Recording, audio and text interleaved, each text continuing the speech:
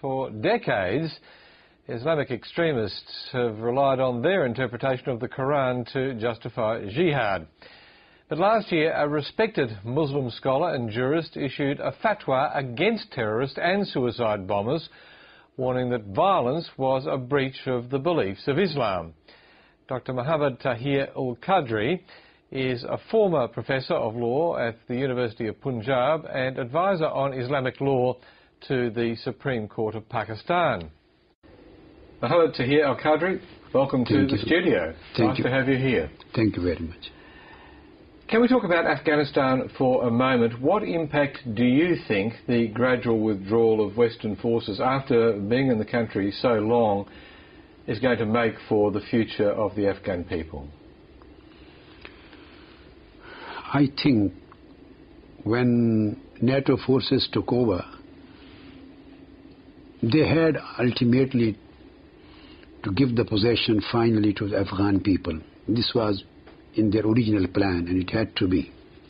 But now, as gradually this process will take place, I think it is necessary to take some people who don't belong to extremist groups of Taliban, to take them into confidence. Those people, those who believe in democracy, who believe in education, who believe in human rights and women's rights. I personally know there are a large number of people in Afghanistan. They are not known as Taliban. Unfortunately, people living in outside Afghanistan, particularly in Western world, those who are not directly related with that part of the world, they think as if everybody living there is Taliban. Has the United States and its allies, have they done enough to foster those and support those people who support democracy, who are broad-minded, not the narrow-minded people of whom you were speaking? When Afghanistan became independent and Russian occupation was ended, I went there in Kabul at that time along with 20-25 officials and leaders of my movement, just to congratulate them and to provide them some humanitarian aid for rehabilitation of the country, for rehabilitation of people, as much as we could do at that time. This was humanitarian aid.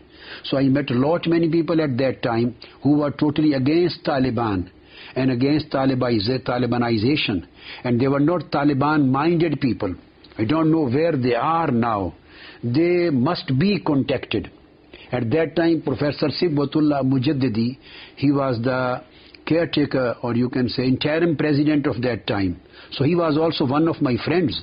And many people with that time cabinet who were working with them, and many people at that time and up till today who don't believe in Taliban ideology, who are not extremist and terrorist in their ideology, and they have theological differences with them, they have academic and philosophical differences with them, they have a different viewpoint as far as the ruling pattern of the country is concerned. I hope they must have done these contacts, because without this it would be impossible to build up a very positive and dependable future. Turning to your own country, Pakistan, video has emerged in recent days of the apparent execution of Pakistani policemen by the Taliban. The man in charge of the executioners encourages them to kill the enemy of Allah's faith. He says, these are all the enemies of God's religion, quote unquote. Is that sort of rhetoric widely believed, or is it merely a propaganda tool? I will totally, first of all, condemn this activity, this approach, and this kind of announcement or this kind of preaching. Secondly, coming to your question, this is not the faith of Islam. This is very big misconception and misunderstanding which exists between the non-Muslim and particularly Western world and Islamic world.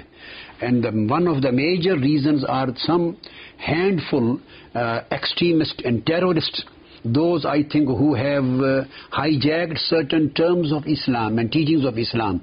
They have brought a bad name, and they have created this misunderstanding between the Muslim world and non-Muslim world. Islam does not believe in this aspect, this kind of approach.